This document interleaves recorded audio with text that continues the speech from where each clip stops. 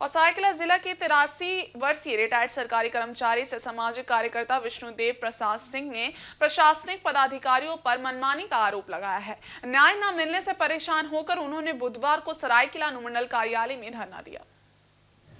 विष्णुदेव के अनुसार उन्होंने कई बार थाना प्रभारी, अनुमंडल पदाधिकारी, उपायुक्त और पुलिस अधीक्षक से सहायता मांगी, लेकिन किसी ने उनकी समस्या का समाधान नहीं किया और अंत में उन्होंने धरना पर बैठने का फैसला किया। उन्होंने बताया कि 19 नवंबर 2024 को थाना प्रभारी सरायकेला को एक आवेदन दिया था, जिसमें जमीन विवाद, जानमाल की सुरक्षा और जमीन पर कार्य रोकने की मांग की थी। इसके बाद 3 दिसंबर और 27 दिसंबर 2024 को भी उन्होंने अनुमंडल पदाधिकारी को आवेदन दिया, लेकिन अब तक कोई कार्रवाई नहीं हुई। इस आवेदन के साथ सभी आवश्यक दस्तावेज जैसे जमीन का इकरारनामा और विवादित कागजात की जानकारी दी थी, लेकिन ना तो थाना प्रभारी ने कोई कदम उठाया, ना ही अनुमंडल कार्यालय से समाधान मिला।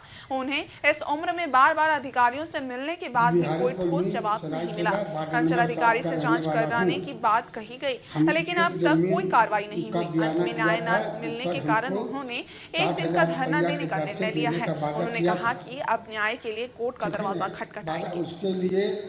Bihari colony Saraikela ward number 7 का रहने वाला हूँ। हम एक ज़मीन का बयाना दिया था, जिस पर हमको 60,000 रुपया के दर से देने का वादा किया था, ठीक है ना। वादा उसके लिए हमसे 43,000 रुपया लिया और एकनामा में बोला कि जितना जो नापी में ज़मीन आएगा आपको दे दूँगा। एकनामा हम इसलिए लिख रहे हैं कि आपको समय पर काम आवे।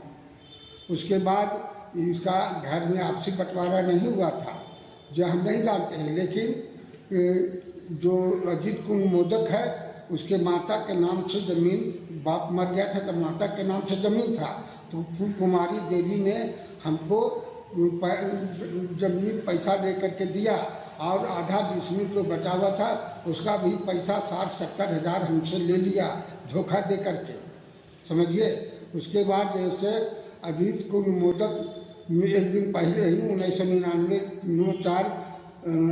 4/7/99 को हमसे कागज़ देखने के लिए मांगे और कागज़ को ले करके घर भागे, जिसके कारण हम लाचार हो गए। हमने एक फ़ोटोकॉपी पहले करा लिया था, जिसको कि आज हम तक रखे हुए हैं, और ज़मीन पर कब्जा मेरा था, लेकिन इन्होंने अशोक चौधरी को बिना उनको खरीदे हुए कुछ किए हुए मांझबरी आकर के हमारे ज़मीन पर जो दखल किए थे, आम का पेड़ रोपा